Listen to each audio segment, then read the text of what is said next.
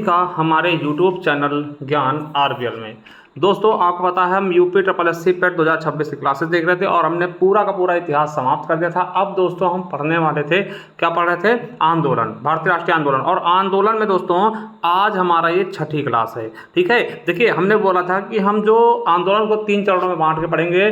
प्रथम चरण दोस्तों देखा, ठीक है, 1885 से 1905 के आसपास। फिर द्वितीय चरण देखा 1905 से 1919 के आसपास। अब तृतीय चरण देखने वाले दोस्तों आज इस वीडियो में 1919 से लेकर 1947 तक, ठीक है, जिसे हम गांधी युग के नाम से जानते हैं। इसको शुरू करते दोस्तों, उसके पहले बता दें आपको साथियों, अगर आपको बेस्ट नोट्स चाहिए, पीडीएफ नोट्स चाहिए यूपी ट्रिपल एस सी पेटी, देखिए मैं क्लासेस दे रहा हूँ, इसकी पीडीएफ चाहिए, ठीक है, सभी सब्जेक्ट की। कौन कौन सब्जेक्ट की मिलेंगे इस पीडीएफ में? तो दोस्तों इस बैच में तो आपको इतिहास की, आंदोलन की, अर्थव्यवस्था की, भूगोल की, संविधान की, विज्ञान की, स्टैटिक, हिंदी, करंट, इन सब की दोस्तों पीडीएफ नोट्स आपको मिल जाएंगी। ठीक है, इसका प्राइस हमने 199 रखा, मगर दोस्तों अभी भी आपको ऑफर प्राइस में मिल रहा है, 125 रुपये आप ले सकते हैं। लिंक नीचे डिस्क्रिप्शन बॉक्स में दिया हुआ। कैसे आप जाएंगे? तो ज्ञान आरबीएल ऐप डाउनलोड कर लीजिए, फिर लिंक मिल जाएगा, उससे आप डाउनलोड करिए। उसके बाद आपको ऐसे आपका ऐप खुलेगा दोस्तों। उसके बाद आपको जाना होगा ई बुक्स वाले कॉलम में, और ई बुक्स वाले कॉलम में आप जैसे पहुंचेंगे आप देख सकते हैं यहाँ पे आपको दी जाएगा यूपी ट्रिपल एस सी पेट 2026 बैच, 125 रुपये आपको ये शो हो रहा होगा, इसे आप ले सकते हैं और इनकी पीडीएफ आप निकलवा के प्रिंट भी करवा सकते हैं। इसके अलावा दोस्तों आपको बता दें करंट अफेयर की पीडीएफ आपको मिल जाएगी मात्र 26 रुपये में 2026 की पूरी, ठीक है, जनवरी से दिसंबर तक की, जैसे से महीना बीतेगा वैसे इसमें डाल दिए जाएंगे। ठीक है, इसके अलावा दोस्तों आपको देखिए मूल विधि की मिल जाएगी और कंप्यूटर की ई बुक मिल जाएगा दोस्तों। UP triple S C exams के लिए हिंदी बोली हो गई, हिंदी ग्रामर हो गया, हिंदी साहित्य का इतिहास हो गया, उत्तर प्रदेश स्पेशल हो गया, स्टैटिक जीके हो गया दोस्तों। ये आपके यूपी पुलिस, यूपीएसआई, एएसआई सबके लिए मोस्ट इंपॉर्टेंट जिसमें टॉपिक्स आते हैं। ठीक है, इसका इतिहास, भूगोल, संविधान सब कुछ मिल जाएगा। ठीक है, तो ये जाके ले सकते हैं, लिंक नीचे दिया हुआ है। इसके बाद दोस्तों आपको बता दें कि हमने प्लेलिस्ट पूरा बना दिया है। ठीक है, आप देख सकते हैं पूरा प्लेलिस्ट हमने बनाया है यूपी ट्रिपल एस सी पेट 2026 के नाम से। तो इस प्लेलिस्ट में जाइए दोस्तों, एक क्रम में लगी हुई सारी वीडियो मिल जाएंगी, तो जा करके सारी क्लासेस आप देख सकते हैं, एक क्रम में लगा दी गई हैं पेट के लिए। ठीक है, चलिए शुरू करते हैं वीडियो को। तो साथियों देखते हैं आंदोलन का तृतीय चरण। ठीक है, तृतीय चरण देखने वाले इस वीडियो में। तृतीय चरण को हम, समय क्या है इसका, तो 1919 से लेकर के 1947 से, जहां से दोस्तों महात्मा गांधी जी की गतिविधियां शुरू होती है वहां से लेकर के 1947 देश आजाद होने तक ये चरण चलेगा। ठीक है, इसको हम पर्सनल गांधी युग के नाम से जानते हैं, गांधीवादी युग, गांधी युग के नाम जानते हैं। क्यों? क्योंकि इसमें गांधी जी का बहुत महत्वपूर्ण कार्य रहता है। ठीक है, तो चलिए पहले हम महात्मा गांधी जी के बारे में देखते हैं, इसके बारे में थोड़ा सा शॉर्ट में देखते हैं। तो महात्मा गांधी जी के बारे में जो क्वेश्चन बनते हैं उनको भी याद रखेगा। देखिए महात्मा गांधी जी का पूरा नाम क्या था? मोहनदास करमचंद गांधी। इनका जन्म 2 अक्टूबर 1869 में पोरबंदर गुजरात में होता है। आपको पता है 2 अक्टूबर को लाल बहादुर शास्त्री जी का भी जन्म दिवस मनाया जाता है। ठीक है, चलिए इसके अलावा दोस्तों आप देखेंगे इनकी मृत्यु 30 जनवरी 1948 को दोस्तों आपको पता है नाथूराम गोडसे द्वारा इनको गोली मार दी जाती है, जिसे शहीद दिवस के रूप में भी मनाते हैं। इनके पिता का नाम क्या था? करमचंद गांधी। इनका विवाह, देखिए इनका विवाह 1882 में कस्तूरबा गांधी जी से हो जाता है। इनकी माता का नाम पुतलीबाई था और इनके पुत्र कौन थे दोस्तों? 4 पुत्र थे, हरिलाल, मणिलाल, देवदास और रामदास। हरिलाल, मणिलाल, देवदास और रामदास। दोस्तों इन्होंने अपना 5वां पुत्र किसको घोषित किया था? जमनालाल बजाज को। ठीक है, ये भी याद रखेंगे, पूछा जा सकता है। ठीक है, इनके राजनीतिक गुरु की बात कर लें तो जी.के. गोखले यानी कि गोपाल कृष्ण गोखले इनके राजनीतिक गुरु थे। कौन? गोपाल कृष्ण गोखले इनके राजनीतिक गुरु थे। क्वेश्चन यूपीएसआई में पूछा गया है। इनके आध्यात्मिक गुरु कौन हो जाएंगे? रायचंद्र। और इनका नारा दोस्तों मेन कौन सा था? करो या मरो। दोस्तों आपको बता दें भारत छोड़ो आंदोलन के दौरान इन्होंने दिया था 1942 के आसपास। ठीक है, तो याद रखेंगे करो या मरो इनका बेस्ट नारा था दोस्तों, ये पेट में पूछा गया था। इनकी प्रमुख जो शिष्या थी वो इंग्लैंड में जन्मी मीराबेन, जिनका मीराबेन दोस्तों यहां जाके नाम हो गया था। इनका वैसे वास्तविक नाम क्या था? Madeline Slade. ठीक है, यूपीएसआई में ये पूछा गया है। अब देखिए ये कानून की पढ़ाई पढ़ने के लिए दोस्तों इंग्लैंड जाते हैं। 1888 में कानून की पढ़ाई पढ़ने के लिए इंग्लैंड गए और दोस्तों इन्हें देखिए 3 साल बाद इन्हें वहां की डिग्री मिल जाती है, कानून यानी बैरिस्टर की डिग्री प्राप्त होती है। 1891 में कहाँ? लंदन से फिर वापस आ जाते हैं। ठीक है, समझिएगा 1888 में गए थे लंदन कानून पढ़ाई करने और जैसे डिग्री मिली फिर लंदन से वापस आ जाते हैं 1891 में। ठीक है, अब देखिए होता क्या है कि देखिए अब आप तो बताइए ये वकील तो बन गए है ना, कानून की डिग्री ले ली, अब कानून लड़ने के लिए भी इनको बुलाया गया। तो याद रखिएगा कि 1893 में 2 साल बाद 1893 में ये दक्षिण अफ्रीका जाते हैं कानून मतलब कि केस लड़ने। किसका? अब्दुल्ला का केस लड़ने जाते हैं। ठीक है, अब्दुल्ला केस लड़ने जाते हैं, लड़ने के लिए भाप के इंजन से। कहाँ जाते हैं? दक्षिण अफ्रीका। देखिए किसका केस लड़ने के लिए, अब्दुल्ला नामक एक व्यापारी था जो कि केस लड़ने के लिए गांधी जी को ले जाता है कहाँ, अफ्रीका। और किससे जाते हैं, तो केस लड़ने के लिए भाप से चलने वाले इंजन SS सफारी से दक्षिण अफ्रीका के डरबन पहुंचे थे। देखिए विधान रक्षक भवन में, विधानसभा भवन में रक्षक में पूछा गया और होम्योपैथिक में पूछा गया, ठीक है। SS सफारी ये पूछा भी गया, ठीक है। तो याद रखेंगे 1893 में अब्दुल्ला नामक व्यापारी का केस लड़ने जाते हैं, वो केस हार भी जाते हैं, ठीक है। डरबन जाते हैं, साउथ अफ्रीका के डरबन पहुंचते हैं। अब देखिए यहाँ पे देखिए डरबन गए। अब देखिए होता क्या है कि दक्षिण अफ्रीका में 7 जून 1893 में प्रिटोरिया से डरबन जाते समय, कहाँ, देखिए एक जगह है प्रिटोरिया, ठीक है, अफ्रीका में, दक्षिण अफ्रीका में। अब प्रिटोरिया से जा रहे थे कहाँ को दोस्तों, ये डरबन जा रहे थे। कहाँ जा रहे थे, डरबन। बीच में एक स्टेशन पड़ता है सेंट पीटर्सबर्ग, ठीक है, यानी कि प्रिटोरिया से ये डरबन जा रहे थे, बीच में एक स्टेशन पड़ता है सेंट पीटर्सबर्ग दोस्तों, वहां पर इनको स्टेशन पर धक्का दे दिया जाता है गाड़ी से, ठीक है, रंग भेद की वजह से, ठीक है, काले गोरे वाला भेद था, इसकी वजह से दोस्तों इनको वहां से धक्का दे दिया था। तो याद रखिएगा ये क्वेश्चन भी कई बार पूछा था कि नस्ल रंग भेद के शिकार कहाँ हुए थे, तो सेंट पीटर्सबर्ग में इनको धक्का दिया गया था। कब, 7 जून 1893 को। कहाँ से कहाँ जा रहे थे, प्रिटोरिया से डरबन जाते वक्त। देखिए ये चीज भी याद रखना, कहाँ से कहाँ जा रहे थे, प्रिटोरिया से डरबन जा रहे थे, बीच में एक स्टेशन पड़ता है कौन सा, सेंट पीटर्सबर्ग, ठीक है, सेंट पीटर्सबर्ग यानी सेंट पीटर्समार्ट्सबर्ग बोलते पूरा नाम, ठीक है। यहाँ पे इनको धक्का दिया जाता। देखिए क्वेश्चन आपके आमीन में पूछा गया है, यूपी पुलिस में भी पूछा गया है, याद रखेंगे। फिर 1894 में अफ्रीका में नटाल कांग्रेस की स्थापना करते हैं, जिसका उद्देश्य क्या होता है, नस्ल भेद को खत्म करना। देखिए यहाँ नस्ल भेद रंग भेद की वजह से दोस्तों इनको धक्का जाता है, इसी वजह से दोस्तों ये रंग भेद नस्ल भेद को खत्म करने के लिए नटाल कांग्रेस की स्थापना करते हैं। और 9 जनवरी 1915 में केसरे हिंद की उपाधि इनको दी जाती है दोस्तों, ठीक है। और प्रथम बार कांग्रेस के अधिवेशन में प्रथम बार कब भाग लेते हैं, 1901 में, हमने बताया था ना, सबसे पहले 1901 में कांग्रेस अधिवेशन में भाग लेते हैं, ठीक है। इसके बाद 1904 में क्या दोस्तों, 1904 में फिनिक्स आश्रम डरबन में स्थापना करते हैं दोस्तों। फिनिक्स आश्रम की स्थापना करते हैं कहां पर, डरबन में, जिसको सामुदायिक क्रियाशील मठ भी कहते हैं, फॉरेस्ट गार्ड में पूछा गया है। वहीं फिनिक्स आश्रम में ही 1906 में सर्वप्रथम सत्याग्रह का प्रयोग करते हैं। सबसे पहले सत्याग्रह कहाँ प्रयोग किया इन्होंने, फिनिक्स आश्रम, कहाँ पर, डरबन में, ठीक है, याद रखेंगे। और दोस्तों फिनिक्स आश्रम से ही इन्होंने इंडियन ओपिनियन अखबार भी चलाया था। 1906 में बात करते हैं, एशियाटिक रजिस्ट्रेशन एक्ट का इन्होंने विरोध किया। और 1908 में दोस्तों क्या होते हैं, पहली बार दोस्तों ये जेल जाते हैं। आपसे पूछेगा कि गांधी जी पहली बार जेल कब गए, तो 1908 में प्रथम बार ये जेल जाते हैं, ठीक है। चलिए और फिर दोस्तों आपको बताते हैं कि 1910 में ये टॉलस्टॉय फॉर्म की स्थापना करते हैं जोहान्सबर्ग में, वहीं पर दोस्तों। देखिए नटाल का भी वहीं पे करते हैं, फिनिक्स आश्रम का भी करते हैं, और टॉलस्टॉय फार्म का भी स्थापना ये जोहान्सबर्ग में 1910 में करते हैं। अब देखिए 1915 में भारत आएंगे, ठीक है। देखिए कब गए थे आपको बता दें, देखिए यहाँ पे केस लड़ने के लिए आपको पता है 1893 में जाते हैं, ठीक है, 1893 में जाते हैं दोस्तों, ठीक है।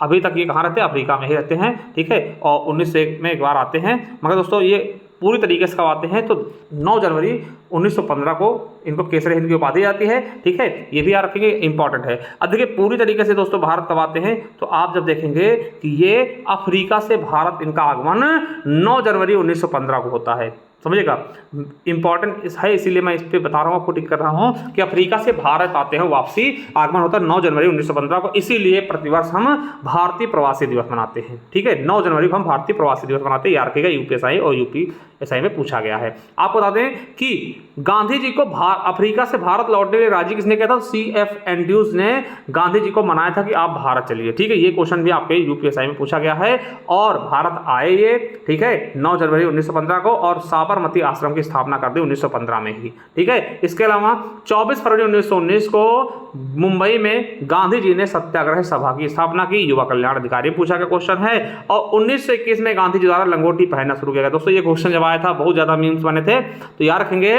कि गांधी जी ने 1921 में पहली बार लंगोटी पहनना शुरू किया। और कांग्रेस अधिवेशन की अध्यक्षता, एकमात्र कांग्रेस के अधिवेशन की अध्यक्षता करते ये गांधी जी बेलगाम में 1924 में। बेलगाम दोस्तों कर्नाटक पड़ता है, और बेलगाम किसके लिए फेमस दोस्तों, कांच उद्योग के लिए। तो याद रखिएगा बेलगाम के ही एकमात्र अधिवेशन की दोस्तों अध्यक्षता करते हैं। कांग्रेस के केवल एक ही अधिवेशन था जिसकी अध्यक्षता करते हैं 1924 में बेलगाम की, ठीक है।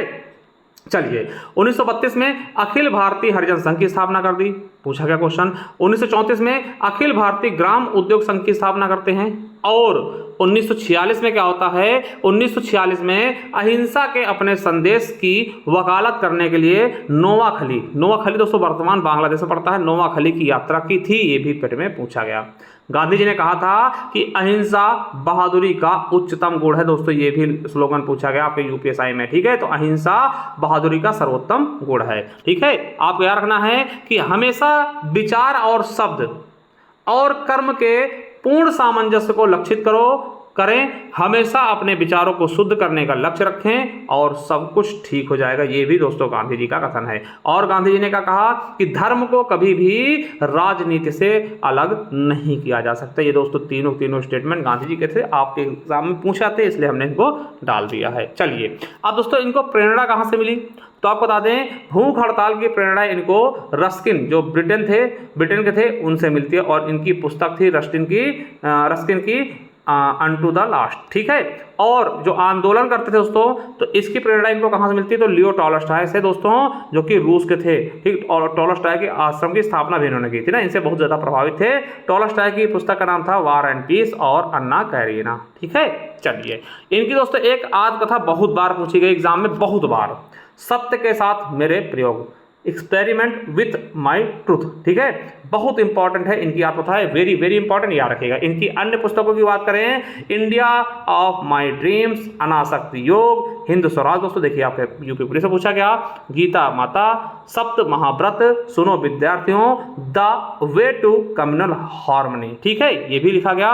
और आपको बता दें कि महात्मा गांधी जी ने अपनी हिंद स्वराज पुस्तक में ब्रिटिश पार्लियामेंट को बांझ और वेश्या भी कहा दोस्तों, याद रखेंगे, युवा कल्याण अधिकारी में ये पूछा गया है, ठीक है।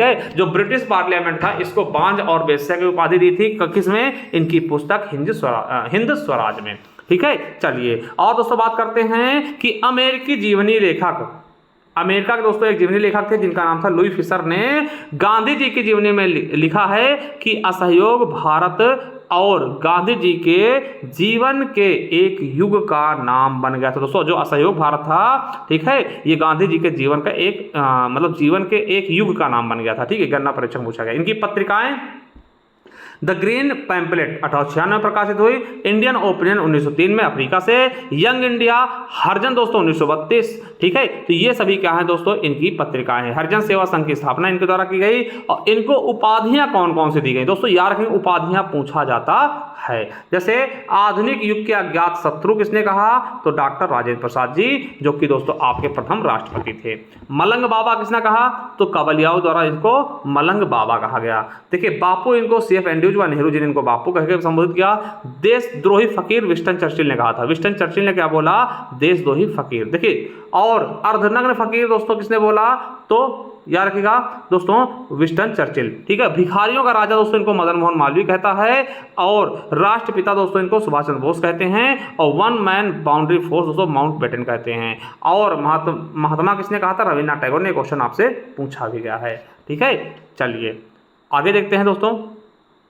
केसरे हिंद की उपाधि इनको मिला है। भर्ती कराने वाला सार्जेंट भी कहते थे। और भंगी शिरोमणि की भी उपाधि इनको दी गई थी। चलिए इनके द्वारा दोस्तों जो आश्रम है वो मैं बता दूं एक क्रम में, कि फिनिक्स आश्रम की स्थापना 1904 में कहाँ, डरबन अफ्रीका में। टॉलस्टॉय आश्रम की स्थापना 1910 में कहाँ, जोहान्सबर्ग अफ्रीका में, ठीक है। साबरमती आश्रम की स्थापना 1915 कहाँ, अहमदाबाद गुजरात में, ठीक है। सत्याग्रह आश्रम की स्थापना 1915 कोचरब अहमदाबाद में, ठीक है। अनासक्त आश्रम की स्थापना 1929 कौसानी उत्तराखंड में। और सेवाग्राम आश्रम की स्थापना 1936 में कहाँ, वर्धा महाराष्ट्र में, ठीक है। तो ये चीज आपको याद करनी है अच्छे तरीके से। चलिए अब दोस्तों महात्मा गांधी जी के प्रारंभिक आंदोलन की बात करेंगे। क्या, महात्मा गांधी जी के प्रारंभिक आंदोलन की बात करेंगे। जैसे पहला आंदोलन है चंपारण किसान आंदोलन 1917।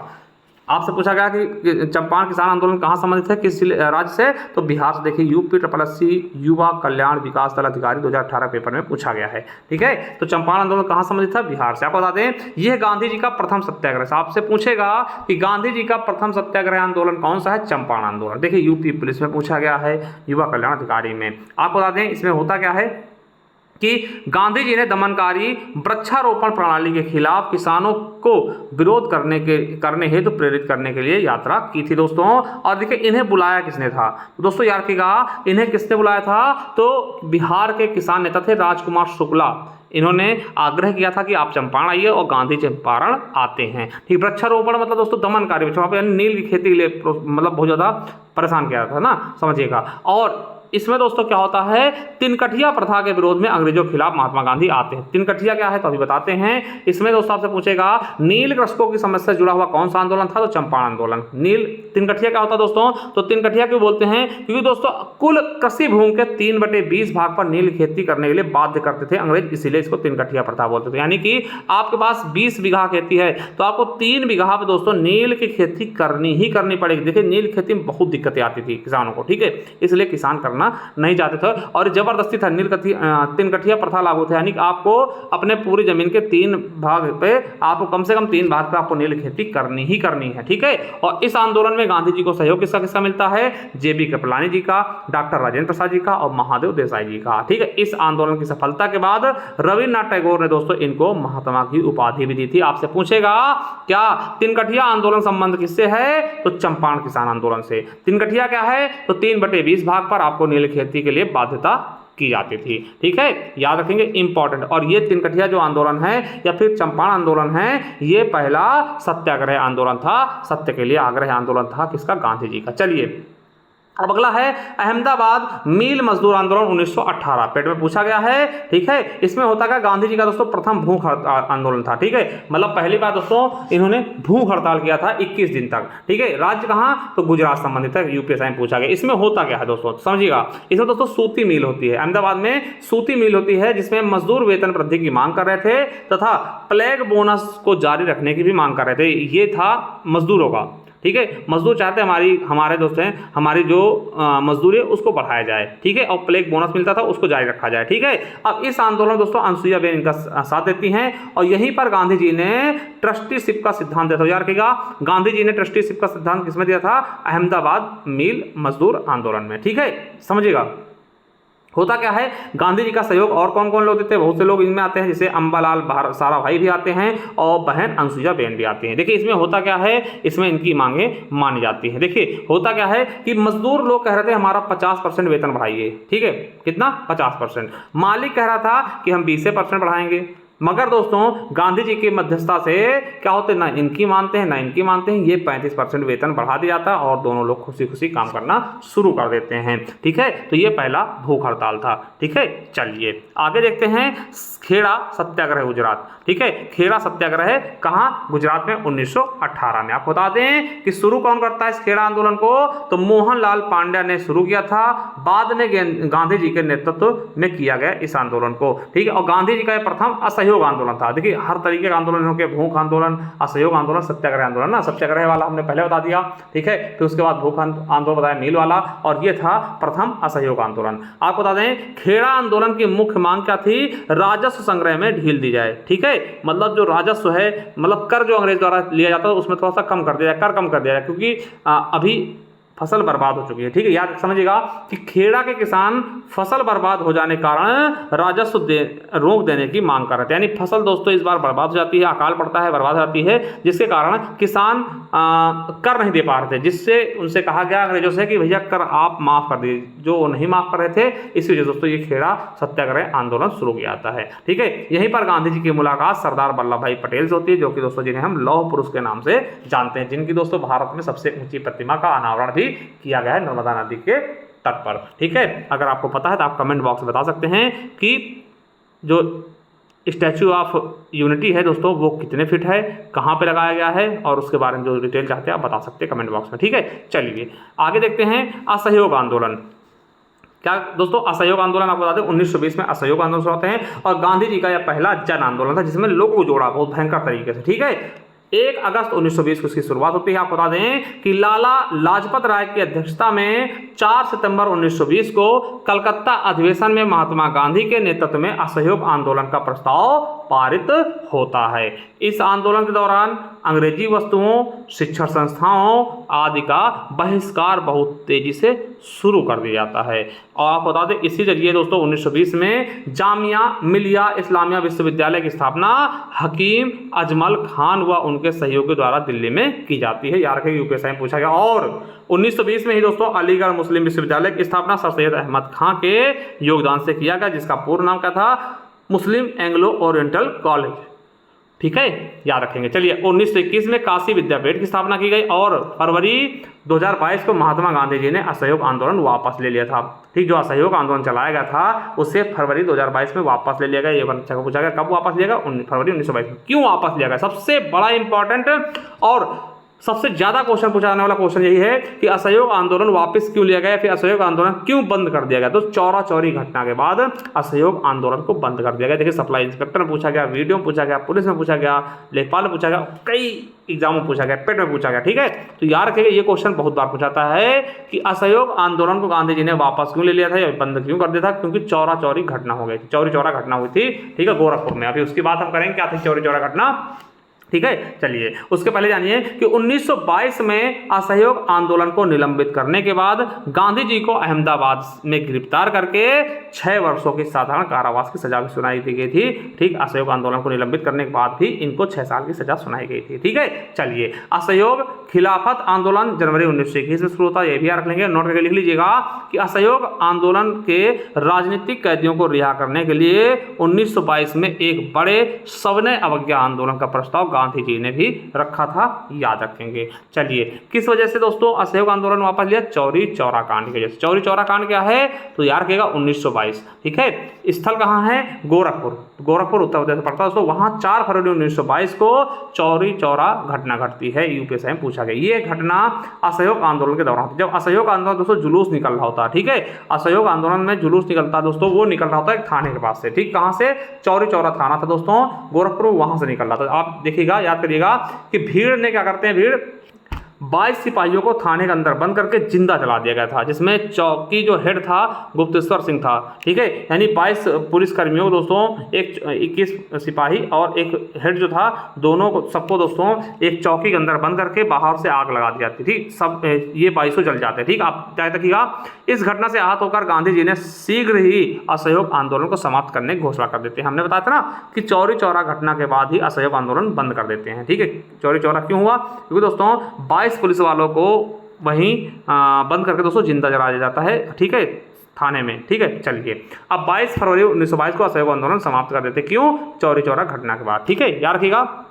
और गांधी जी को 10 मार्च 1922 को गिरफ्तार कर 6 साल की सजा सुना दी जाती है। और हाल ही में दोस्तों 100 वर्ष भी इसके पूरे हुए चौरी चौरा घटना के। चलिए सविनय अवज्ञा आंदोलन, ये देख सकते हैं दोस्तों, सविनय अवज्ञा आंदोलन गांधी जी का कर, देखिए नमक कर के विरुद्ध आंदोलन था, यूपीएससी में पूछा, सॉरी लेखपाल में पूछा गया है। इसे नमक सत्याग्रह कह सकते हैं, दांडी यात्रा भी कहते हैं। नमक सत्याग्रह, सविनय अवज्ञा आंदोलन या फिर दांडी यात्रा, किस भी नाम से जानिए दोस्तों। देखिए जूनियर असिस्टेंट और एसएससी जीडी में पूछा गया। क्या होता है?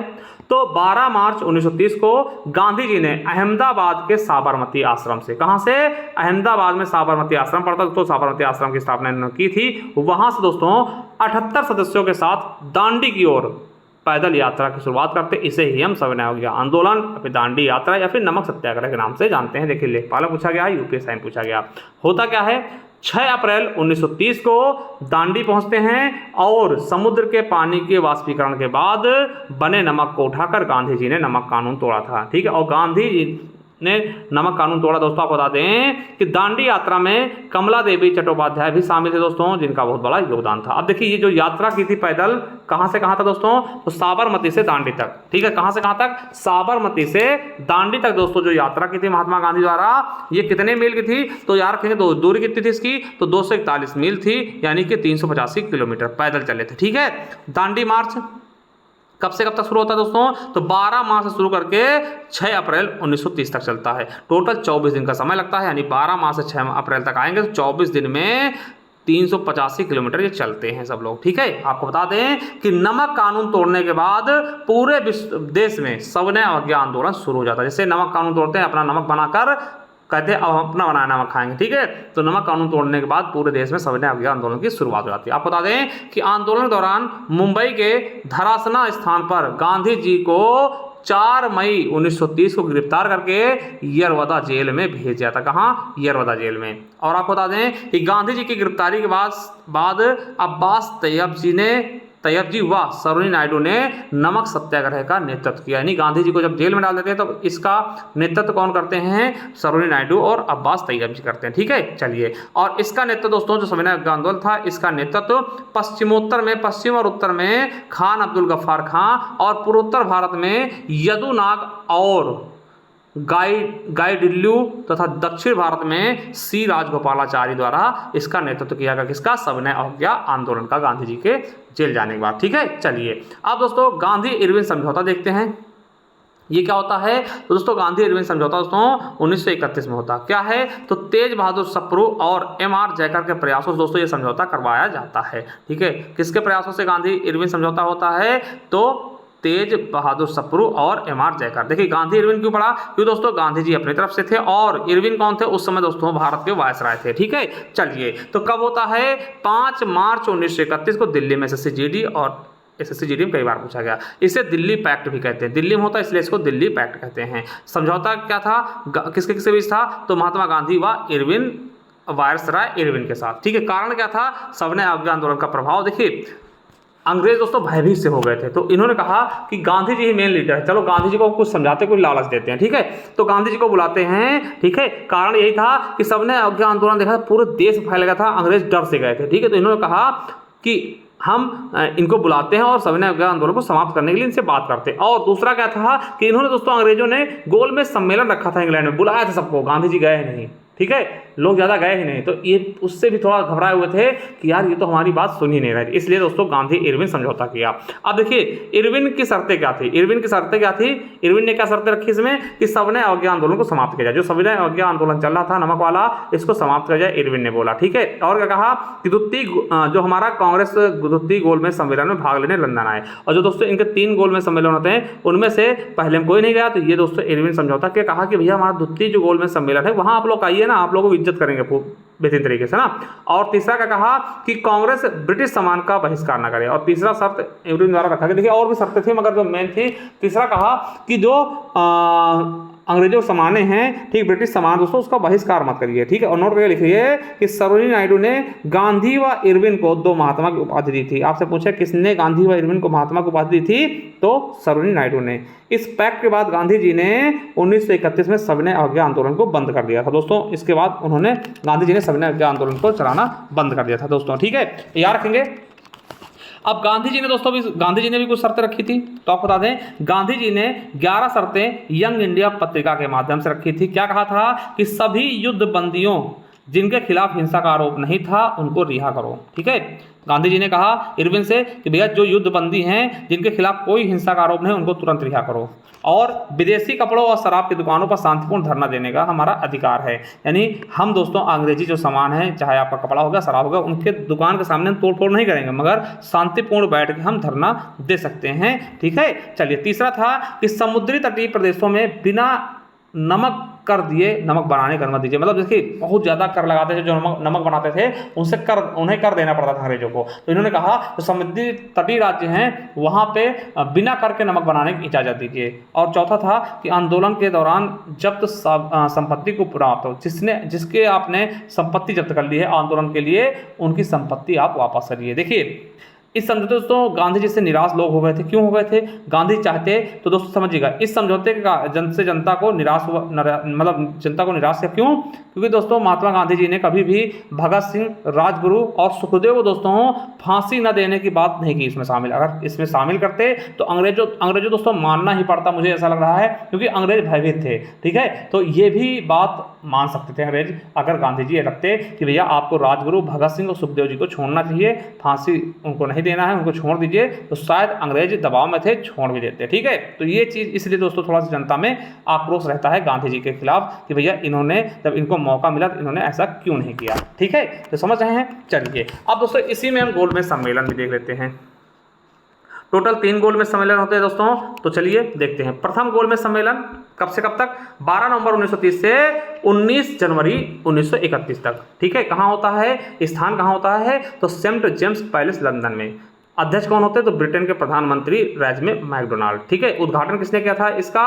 तो सम्राट जॉर्ज परचम। इस समय भारत के वायसराय कौन थे? इरविन। ठीक है, और सचिव कौन थे भारत के? तो सैमुअल होर। प्रतिक्रिया क्या थी दोस्तों? तो इसमें आपको बता दें गांधी जी व कांग्रेस के कोई भी सदस्य भाग नहीं थे, इसीलिए दोस्तों इरविन समझौता किया गया था ना, इरविन गांधी पैक्ट। ठीक है, और रिजल्ट इसका क्या हुआ? गांधी इरविन समझौता करना पड़ा। ठीक है, कोई भाग नहीं लिया था दोस्तों कांग्रेस का, और गांधी जी ने भाग नहीं लिया था। ठीक है, अब देखिए इसमें भाग किसने लिया था, किसने भाग लिया था दोस्तों? तो याद रखिएगा, मुस्लिम लीग से मोहम्मद अली जिन्ना आया था, आगा खां आए थे, मोहम्मद शफी और मोहम्मद अली आए थे। हिंदू महासभा से है ना BS मुंजे और MR जयकर आए थे। दलित वर्ग से अंबेडकर जी आए थे। ठीक है, और सिख समुदाय से सरदार पूर्ण सिंह आए थे, और भारतीय उदारवादी पार्टी से तेज बहादुर सप्रू और श्रीनिवास शास्त्री आए थे। देखिए अंबेडकर जी ने तीनों सम्मेलन में भाग लिया था। ये क्वेश्चन आपसे कई बार पूछा था, याद रखिएगा। ठीक है, अभी आगे बताऊंगा मैं। चलिए, दूसरा गोल्ड में सम्मेलन होता है सितंबर 1931 में। ठीक है, कहाँ पे होता है? ये सेंट पॉल पैलेस में होता है। इस समय भी अध्यक्ष रेमजे मैकडोनाल्ड होते हैं, और उद्घाटन जॉर्ज पंचम करते हैं। ठीक है, सम्राट जॉर्ज पंचम। और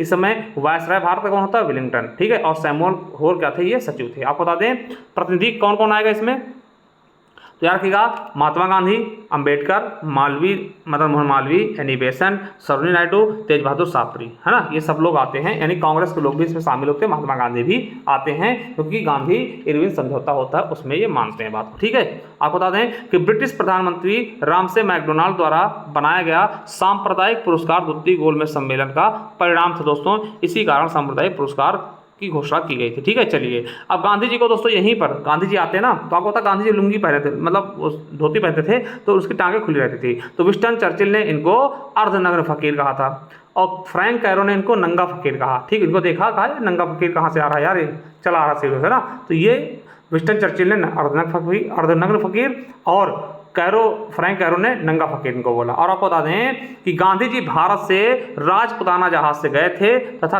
किंग्सले हॉल में ठहरे हुए थे। यानी राजपुताना जहाज से गांधी जी गए थे, है ना, इंग्लैंड गोलमेज सम्मेलन में भाग लेने के लिए। तो वहीं जो अंबेडकर जी थे वो मुल्तान जहाज से दोस्तों गए थे। आपको बता दें इसमें कुल 31 प्रतिनिधियों ने भाग लिया था, इनमें से कांग्रेस ने भी भाग लिया था, जो 31 में कांग्रेस के भी सदस्य शामिल थे। ठीक है, चलिए तीसरा गोलमेज सम्मेलन होता है 17 नवंबर 1932 से 24 दिसंबर 1932 तक होमगार्ड में पूछा गया। इस समय भी अध्यक्ष रेमजे मैकडोनाल्ड होते हैं, और वाइस तो विलिंगटन हो जाते हैं। कौन हो जाते हैं? विलिंगटन। ठीक है, चलिए आपको बता दें कि चौधरी रहमत अली ने मुस्लिमों के लिए यहीं पर पाकिस्तान का प्रस्ताव रखा था। और यहाँ पे दोस्तों क्वेश्चन बनता है आपका बहुत इंपॉर्टेंट, क्या कि तीनों गोलमेज सम्मेलन में भाग लेने वाले व्यक्ति कौन थे? तो देखिए BR अम्बेडकर। ये क्वेश्चन कई बार पूछा गया, जिसमें अम्बेडकर बहुत ज्यादा ऑप्शन होते हैं। अम्बेडकर के अलावा भी दोस्तों हैं कौन कौन से? तेज बहादुर सप्री और मुकुंद राज जयकर जी। तो इन लोगों ने दोस्तों आपको बता दें, याद रखिएगा कि तीनों गोलमेज सम्मेलन में इनके द्वारा भाग लिया गया था, याद रखेंगे। ठीक है, इतना आपको समझना है बहुत ही अच्छे से। चलिए अब यही भी दोस्तों पूना पैक्ट देख लेते हैं। पूना पैक्ट देखते हैं। पूना पैक्ट क्या दोस्तों? इसको हम पूना समझौता भी कहते हैं। कब होता है? तो 24 सितंबर 1932 को गांधी जी व अम्बेडकर के बीच हस्ताक्षर किए जाते हैं दोस्तों। इसमें होता क्या है कि दोस्तों गांधी जी इस समय पुणे के यरवदा जेल में थे, तो यही जाते हैं। और प्रयास किसका था? मदन मोहन मालवीय, डॉक्टर राजेंद्र प्रसाद और राजगोपालाचारी। इसमें उद्देश्य क्या था दोस्तों कि जो आपके अम्बेडकर जी थे ये दलित वर्ग की प्रतिनिधित्व देना चाहते थे, मतलब दलित वर्ग की सीटों को बढ़ाना चाहते थे। तो इसका परिणाम क्या होता है? SC के लिए दोस्तों 71 सीटों जो है 148 सीटें आरक्षित कर दी जाती हैं। पूना पैक्ट के परिणाम स्वरूप हरिजन सेवक संघ की स्थापना 1932 में की गई थी। तो आपसे पूछेगा पूना पैक्ट किसके बीच हुआ? तो महात्मा गांधी और अम्बेडकर जी के बीच। तो कहाँ पे हुआ? तो यरवदा जेल में, क्योंकि गांधी जी इस समय पुणे की यरवदा जेल में ही बंद थे। ठीक है, याद रखेंगे। चलिए एक व्यक्तिगत सत्याग्रह देख रहे थे दोस्तों। व्यक्तिगत सत्याग्रह दोस्तों 17 अक्टूबर 1940 चलता है। क्या होता है? कहाँ से होता है? पवनार दोस्तों, महाराष्ट्र से। उद्देश्य क्या था? अहिंसात्मक तरीके से देश में सामाजिक परिवर्तन लाना। प्रथम सत्याग्रही कौन थे? विनोबा भावे दोस्तों, याद रखिएगा। इनके द्वारा 18 अप्रैल 1951 में भूदान आंदोलन चलाया गया। प्रथम दान तेलंगाना के पोचमपल्ली गांव से मिलता दोस्तों। यानी इन्होंने कहा कि जिसके पास ज़्यादा जमीन है वो अपनी जमीन दान में दे सकता है, हम उसको देंगे जो जिसके पास जमीन नहीं होगी। ठीक है, भूदान आंदोलन के सक्रिय नेता कौन से थे? जयप्रकाश नारायण, जिनकी रचना है प्रिजन डायरी दोस्तों। जयप्रकाश नारायण की रचना कौन से? Prison diary. ये क्वेश्चन पूछा भी आ गया, है ना। और द्वितीय सत्याग्रह दोस्तों जवाहरलाल नेहरू द्वारा दिल्ली चलो का नारा देते हैं इसमें। ठीक है, याद रखिएगा। ठीक, चलिए अब दोस्तों बारदौली सत्याग्रह देख लेते हैं। पेट में पूछा गया 1928 में होता है। बारदौली दोस्तों गुजरात में स्थित बारदौली के किसानों ने सरकार द्वारा बढ़ाए गए 30% कर के विरोध में सरदार वल्लभ भाई पटेल के नेतृत्व में सत्याग्रह किया था। ठीक है, यानी कि क्या करते हैं, बारदौली के किसानों का दोस्तों सरकार कर बढ़ा देती है ना, ब्रिटिश गवर्नमेंट कर बढ़ा देती, 30% कर बढ़ा देती। ठीक है, जिसके लिए विद्रोह होता है। आपको बता दें कि सत्याग्रह की सफलता के बाद जब इसमें सरदार वल्लभ भाई पटेल इसका नेतृत्व करते हैं और सत्याग्रह सफलता के बाद उसके बाद 30% कर की जो बढ़ोतरी थी उसको गलत बताते हुए घटाकर 6.03% कर दिया गया, यानी जो 30% कर बढ़ा रहे थे उसको 6.03% बढ़ाया। ठीक है, और दोस्तों इसकी सफलता के बाद यानी बारदौली सत्याग्रह की सफलता के बाद जिसमें दोस्तों जिसका नेतृत्व कौन कर रहे थे, सरदार वल्लभ भाई पटेल, इसकी सफलता को देखते हुए वहां की महिलाएं बहुत खुश होती हैं और सरदार वल्लभ भाई पटेल को सरदार की उपाधि देती है ना, सरदार वल्लभ भाई पटेल को सरदार की उपाधि देती हैं। याद रखेंगे कि सरदार वल्लभ भाई पटेल को सरदार की उपाधि किसने दी थी, बारदौली की महिलाओं ने। ठीक है, याद रखेंगे, बहुत इंपॉर्टेंट है। चलिए, आई होप दोस्तों आपको अच्छा लगा होगा। अच्छा लगा दोस्तों चैनल को सब्सक्राइब कर लीजिए, क्योंकि देखिए मेहनत लगती है थोड़ा सा, तो आप एक अच्छा सा कमेंट कर सकते हैं। और दोस्तों ये हमारी पेट का बैच है, अगर आप चाहते हैं इसे लेना दे सकते हैं। इसमें आपको संपूर्ण PDF मिलेगी किसी इतिहास, आंदोलन, भूगोल, अर्थव्यवस्था, संविधान, विज्ञान, स्टैटिक, हिंदी और करंट अफेयर की। अभी दोस्तों ऑफर प्राइस में मिल जाएगा, 199 रुपये प्राइस है, मगर दोस्तों आपको 125 रुपये मिल जाएगा। ज्ञान ऑर्बिटल ऐप डाउनलोड कर सकते हैं, लिंक नीचे दिया हुआ है। जैसे आप जाएंगे इस तरीके से दोस्तों हमारा ऐप खुलेगा और आपको ई बुक्स वाले कॉलम में जाना है। जैसे ई बुक्स वाले पे जाएंगे आपको दिखेगा, ये देखिए UPSSC पेट 2026 PDF, इसे ले सकते हैं। इसके अलावा आप नीचे जाएंगे दोस्तों करंट अफेयर मिल जाएगा 2026 से 26 रुपये में, मूल विधि की मिल जाएगा दोस्तों, कंप्यूटर हो गया, इतिहास हो गया, भूगोल हो गया, है ना, हिंदी साहित्य का इतिहास हो गया, उत्तर प्रदेश, ये स्टैटिक जी के दोस्तों 99 में यूपी पुलिस UPSC के लिए बहुत इंपॉर्टेंट दोस्तों, और अन्य एग्जाम्स के लिए भी जिसमें टॉपिक्स पूछाते हैं। इसके अलावा इतिहास, भूगोल सब कुछ मिल जाएगा, तो लिंक नीचे दिया हुआ है। और दोस्तों जो बच्चे पहली बार जुड़े हैं उनके लिए बता दूं कि हमने एक प्लेलिस्ट बना दी UPSC पेट की, तो इस प्लेलिस्ट को आप पढ़ लीजिए, एक क्रम में लगी हुई वीडियो मिल जाएंगी, बहुत ही आसानी से आपको भटकना नहीं पड़ेगा। तो चलिए, थैंक यू, मिलते हैं नेक्स्ट वीडियो, तब तक के लिए जय हिंद, जय भारत, वंदे मातरम, thank you, love you all.